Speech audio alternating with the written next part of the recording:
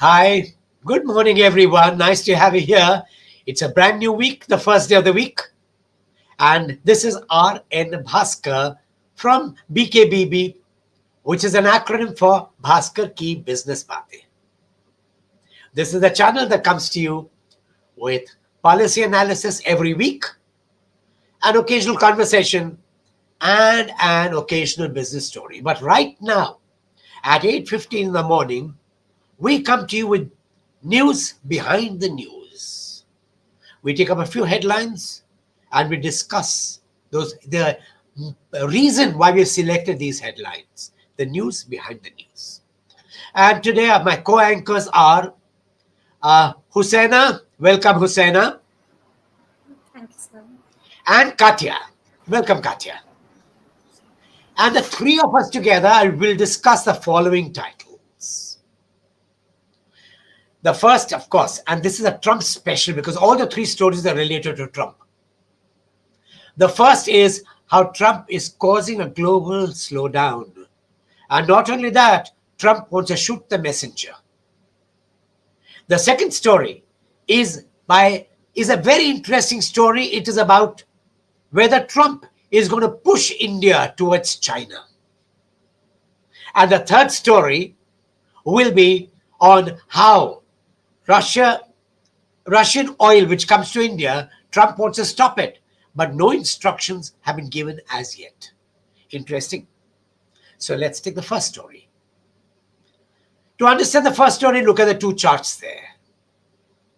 The first chart is a slowdown that's inevitable, that was expected. In February, we knew that this would result in a slowdown for two reasons. One, tariffs pushes up the cost of products, and when you have immigration blockages, it pushes up the cost of labor. When both costs go up, slowdowns are inevitable, first in America and unfortunately also in the entire world. It has got complicated because at least four countries, many more, but notably four countries, China, Canada, Brazil, and Mexico, have refused to cow down to Trump. India has not made its stand clear yet. So effectively, all these four countries are looking out for markets elsewhere, and they've successfully done so. For example, Brazil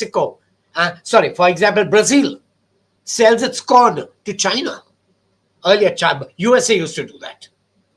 And Canada is exporting its goods straight to Brazil and to Mexico. New alignments are being formed. But the result is a slowdown. And there's a second thing. As predicted in February, what's the second chart?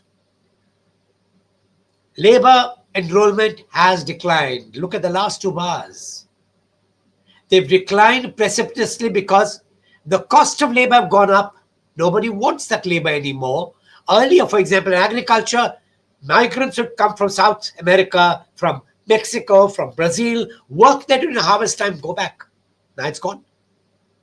And because that's gone, other jobs also go. And what's worse is Trump wants to fire the person in charge of statistical data because he doesn't like the data that has come out. Typical of shooting the messenger. But with Trump, what else can you expect? And let's say the second story on Trump, and that is by Husaina. Husaina, come in. Thank you, sir. The question that arises is whether Trump will push India closer to Russia or China.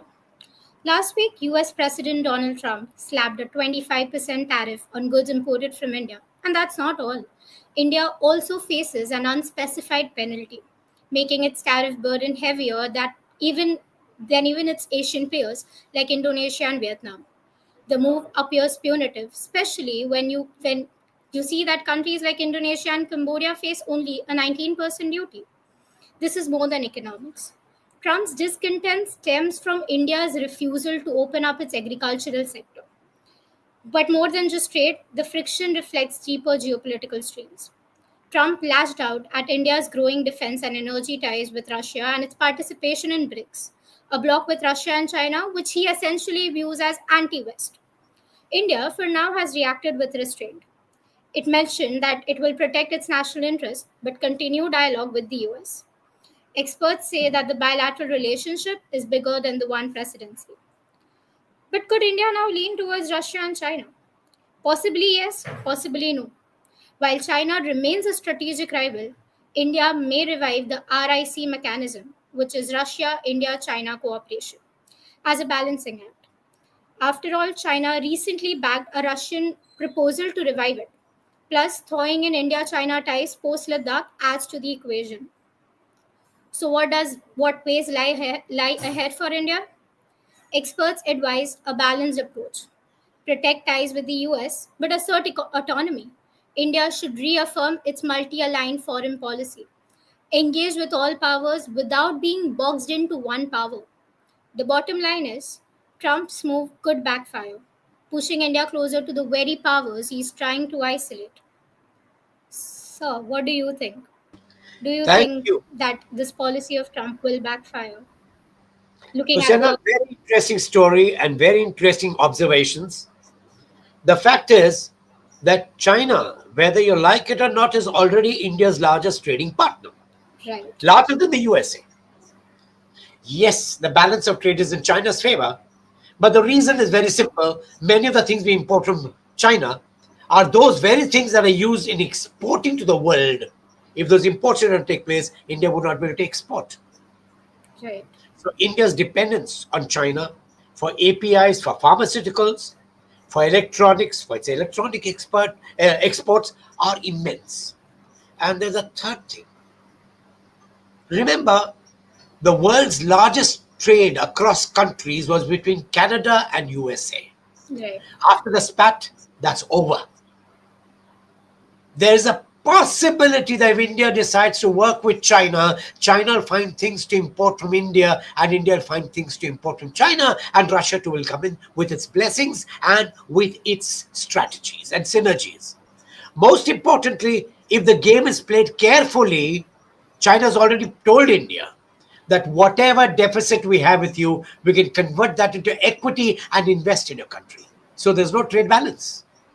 And together, these three countries can become the largest trading partner, overtaking what was once USA Canada trading.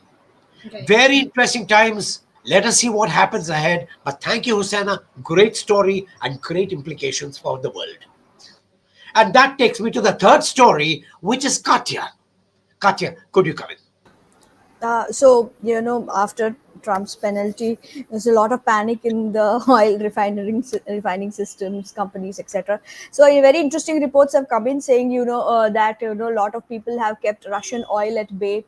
They are not accepting shipments that have come in, and then they're making the shipments wait, etc., etc. Well, all this news happening, Bloomberg has come out with an interesting report. While it said that while there is obviously panic in the system, a lot of decisions and closed door meetings are happening, but no direction has come from the government yet. The keyword being yet to refiners, both public and private, on whether or not to, asking them not to buy Russian oil. For now, they can take any oil that is best for them at the best rate that they're getting now. But what happened last week is the same Bloomberg report also said government had asked, especially the state oil refiners, who are the biggest consumers currently, to actually look for alternate sources. There are a list of countries that they can buy oil from in case something doesn't work out. But there's just that's like a contingency plan that's ready right now. No direction from the government. So analysts have come up with a figure. If at all we cut off all the Russian oil, which is around 30% of our imports for now, it could cost around $9 to $10 billion in import bill. That's how much our bill will expand, and that's pretty much something we cannot afford at this point in time or at any point in time.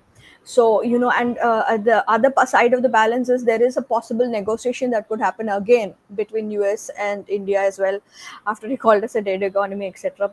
God knows how what will happen from now on.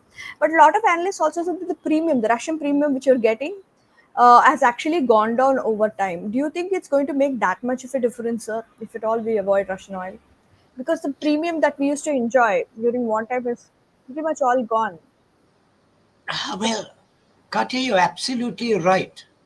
But the premium going away must be seen in the light of what the current price could be if we stop buying Russian oil and India is vulnerable and US and the world increase their prices. That's Right. one danger. The second thing is, whether you like it or not, India cannot easily cut out Russia because our defense strategies, our oil strategies are very closely linked to Russia. Remember, ONGC subsidiary OVL has investments in Russia on a Exactly. joint production basis. Mm. And there's a third thing. Russia is the biggest promoter of RIC, Russia, India, China. Right. Next month, there is an SCO meeting which the Prime Minister Modi is supposed to attend because he wants to talk to both the people, Russia and China, because it's assuming presidency of BRICS next year. Right. So it will be talking. Watch next month. It's crucial because the Prime Minister himself is going to be in for the SCO meeting, and there all the three will get together for an off the mainstream meeting to discuss global strategies. Right. America has rubbed India the wrong way, and Prime Minister Modi has an ego. He did not like it in February when he meet Trump, and he likes it even less now that he's been told that India is a dead state. He's even been told that India will start purchasing oil from Pakistan. I mean, although it's laughable, but for the present government, that rankles. I think the dead economy comment did it. You bet.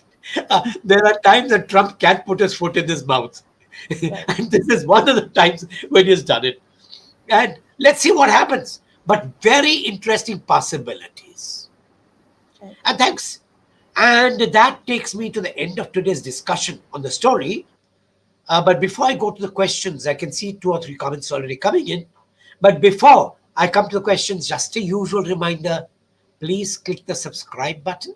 If you're not a subscriber already, click the like button. It helps us immensely in algorithms with YouTube. And the third, which a major request, please tell everyone you know about this channel. We would like to grow faster. And that brings me to the comments that have come in. And the comments, one of the first comments is, why can't India plan a win-win strategy instead of being in one camp or the other? India always wanted a win-win strategy. But Trump, like previous presidents before him, you're either with us or against us. I mean, that is a classic difference between China and America. America wants you to follow its diktats on even political governance and political parties and the friends you keep. China does not bother. China prefers to look at trade and pursue trade and economics and growth and literacy, infrastructure. I mean, the two approaches are remarkably different from each other. India would like a win-win on both sides. But will Trump agree? I don't know. And these are terrible times to be in. And with the Epstein case coming up in America, which is hurting which is hurting Trump very badly, it's quite possible he wants something where he can win and tell the American people, I'm the best president possible. I can make America great again. And that takes us to the second question. By the way, what do you think, Katya, about this? The Epstein case. The Epstein case and the possibility of win-win strategy, whether it's oil or whether it's politics or business? No, sir. I think Trump will eventually go and reverse some of his policies. Already, prices in Walmart, etc., are rising. Inflation is going to hit them. Remember, the last time he did this, he was deposed. He had to come out. So right now, I think at least some of these policies. I've spoken to some job seeking about job losses in the particular sector because of Trump, and they all pointed this out that some of these policies will not stand because America cannot manufacture so much if that is what his intention is. So I Yes, don't think it will come. he's buckled down to the past, and that's why they call him Taco. Trump again turns chicken. Yeah. So yeah, it's Turns it's a chicken again. beliefs are the, Yeah, bullies are the first to chicken out when trouble comes, and that's going to happen. And besides, this policy will not stand. You Yes, know, you're right. You're right. especially because he's throwing out immigrants. So if you want manufacturing inside, you have to have immigrants, and at good labor cost, which is not happening. And he forgets what Apple's Tim Cook once, sorry, Steve Jobs once mentioned. There are some things about Apple that cannot be made in America. Right. Forget Make in America. And this was ages ago Ages when he ago. was Correct. alive. Trump is Trump. And let's take one more comment. I know that we've just crossed the time limit, but we will take one more comment, and that is, uh, do you think America can revive its labor force? And that's the same question that Katya also asked. That Trump may not be able to withstand the pressures of the public when they're without jobs. Right. These are difficult times, yes, both for America and for the world. And I'm glad at least 4 countries have taken a stand which is very strong. Good for them. And good because it teaches the world what is possible without Trump. And that takes me to the end of today's session. You have a great week ahead. Please have a wonderful week. And as for today, be profitable, be cheerful, and hope the day goes on wonderful. Take care of yourself. Good luck. See you tomorrow.